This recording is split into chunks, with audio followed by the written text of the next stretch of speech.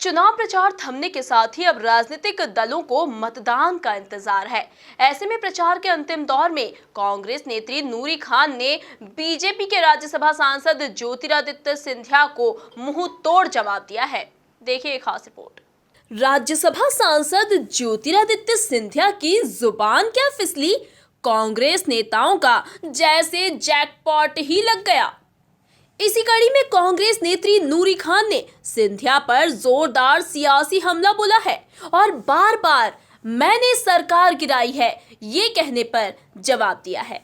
नूरी खान ने कई सभाओं में ग्वालियर, जिसे सिंधिया का गढ़ कहा जाता है, वहां से ललकारा है। हम जानते हैं कि लोकतंत्र की परिभाषा क्या है। जनता के लिए, जनता के द्वारा चलाए जाने वाले शासन को लोकतंत्र कहते हैं। लेकिन जिस तरीके से इन गद्दारों ने हमारी सरकार को गिराने का काम किया है, कहते हैं कि इतिहास खुद को दोहराता है।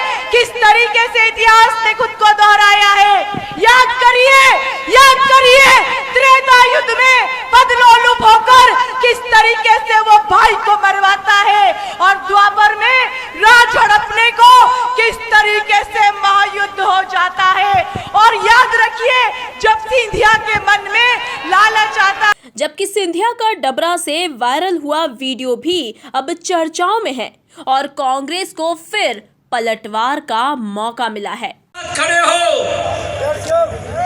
तो आप अपना पूर्ण आशीर्वाद इमरती देवी जी को प्रदान करो और हाथ उठाकर हमें विश्वास दिलाओ, शिवराज सिंह जी और हमें, मेरी डबरा की जनता, मेरी जानदार और शानदार जनता, मुट्ठी बांधकर विश्वास दिलाओ कि 3 तारीख को हाथ के पंजे वाला बटन दबेगा और कांग्रेस कमल के फूल वाला बटन दबेगा और हाथ के पंजे वाले बटन को बोरी बिस्तर बांध के हम यहाँ से रवाना करेंगे मेरे भाई। और कांग्रेस नेत्री नूरी खान यही नहीं रुकी, उन्होंने बाकायदा वीडियो जारी कर सिंधिया के अहंकार पर करारी चोट की है। गीता, कुरान, पुराण और ग्रंथ ये कहते हैं कि जिसमें मैं और अहम आ जाए उसका अंत भी करीब आ जाता है। 15 साल के कार्यकर्ताओं की खून और पसीने की से जो सरकार बनी थी, उस सरकार को ज्योतिरादित्य सिंधिया ये कह के गिरा देते हैं कि सरकार मैंने बनाई थी। ज्योतिरादित्य सिंधिया, ये सरकार अगर आपने बनाई थी तो आप खुद तो चुनाव जीत जाते।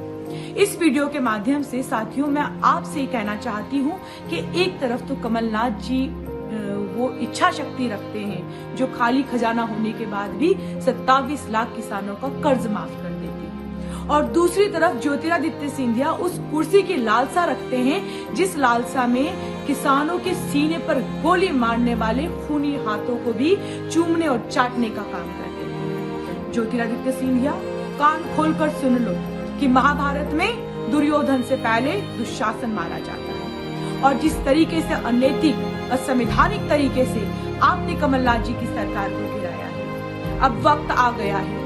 झांसी की रानी के वक्त तो हम मौजूद नहीं थे, लेकिन आज हमें समझ में आता है कि वो रण के मैदान में अकेली क्यों डटी रही थी और किस तरीके से दुश्मनों से बाजी जीतने के बाद भी उसने अपनों से ही बाजी हारी थी।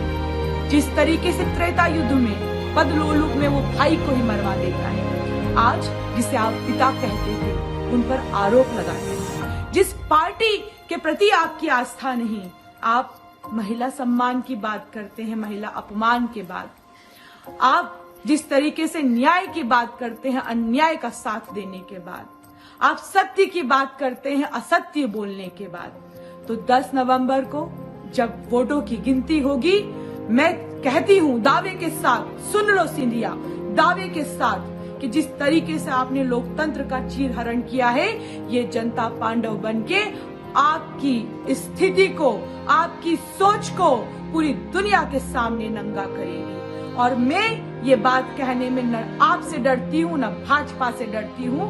एक तरफ तो कमलनाथ जी की वो सोच जो किसानों को कर्ज से मुक्त करना चाहती है, और दूसरी तरफ आपकी वो सोच जो किसानों के सीने में गोली मारने